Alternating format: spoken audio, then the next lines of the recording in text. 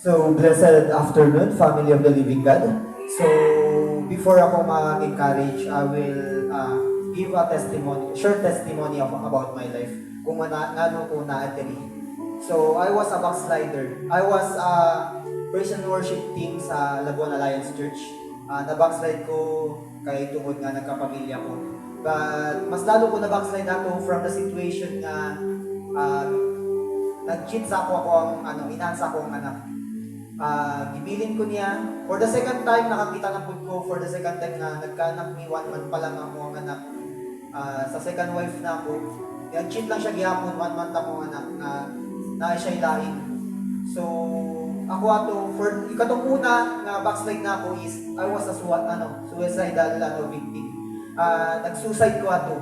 50-50 ko ato, but God gave me another chance. For the second time, nag-attempt apod ko for the second time na mag-suicide, pero naagyo ginahatag ang Ginoo nga situation na dili gyud ka dapat kanang dili ba gyud daw dapat na ako tuhinuon nga naaba daw ko purpose kanang gipangutanan ako ang Ginoo, Lord, unsa man ni naaba ko purpose karon ngano ko nimo ginapunggan nga mag-suicide. So, kaning verse nga gihatag nako, ang iya akong ginagunitan as always. Psalms 147 verse 3, heals the broken heart and binds up their wounds. So, dili lang na about sa physical. Ang emotional po ang importante sa ato. Because our emotional ang pinakalisod i-heal kung wala ang Ginoo. Because physical, ma-heal lang na. Because God give instruments like doctors para ma-heal mong physical. But in our emotional, kinahanglan yun nato ang Ginoo. Sa adlaw nga, for the third time sa akong situation, last testimony, hapit na po ko mag-suicide this year lang. Hallelujah. Kasi nahitabo nga, nag-suicide una akong igagaw from Labuan. Kauban na siya ni Brother Darwin, nag-suicide siya. Ako ang igagaw, si Kuya Jory Crecto. Kaya una-una ko ato, what if ako musunod after niya malubong? Hallelujah.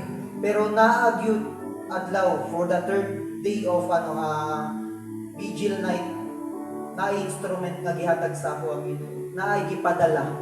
Hallelujah. Two of my brothers nga si Pastor Del kailang yun na sa ako kung paunsa ko faithful sa Ginoo sa una, kung paunsa ko ginagamit sa Ginoo sa una. I-approach ko ni Pastor Del and Brother Arnold. Itapik ko nila nga, balik ka sa Ginoo, come back to God. So, katong adlaw nga naulaw ko sa ilaha kay ngano, kakahuman lang ako to sigarilyo. Umud kay ko sigarilyo ato. O dagan sa akong unang-una sa akong himuna to. Pero katong adlaw nga gitapik ko nila, gawan ko sa akong sarili nga, napadi rason nga ko na atiri. Amen. Kaya katong adlaw nga nagsimba ko, bago ko nagsimba, tingagi pa one Sunday, second Sunday ko nagsimba. Dito na ko na feel nga ang presensya sa Ginoo nga gayon gyud siya. Come back to me. Hallelujah. Kasi nga naagid diri He will not leave you nor forsake you. Never gyud ka ibilin sa Ginoo. Amen. Kahit pila ka beses ti mo siya talikdan, Hallelujah. naalang siya gihapon sa imo agahulan. It is much easier to please God than man because God won't judge us. Mismo ang Ginoo dalilan nato i-please. Pero ang tao i-judge pa ta. Kaya sa akong situation, nagpatatuman ko, nagka-vision ko ato, suicidal thoughts man ko ato.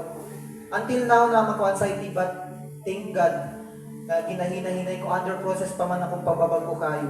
Amen. But I will cherish this moment na ibago ko sa Ginoo. Because sometimes, you have to look back at God's faithfulness in order to move forward. Kinahanglan sa hindi mo lantawon ang Ginoo. Kay ang Ginoo mismo na adira sa imo gahulat.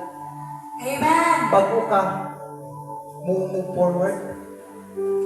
una-una, remember how God brought you through before and trust that He will do it again. Kaya hindi nakabisis din mo siya, talikdan. Always siya, mo open arms sa imo. Nga, always ka gina-remind, come back. Come back to me. So, kato family, no, from my situation today, always, always nimo i-remember nga God is good.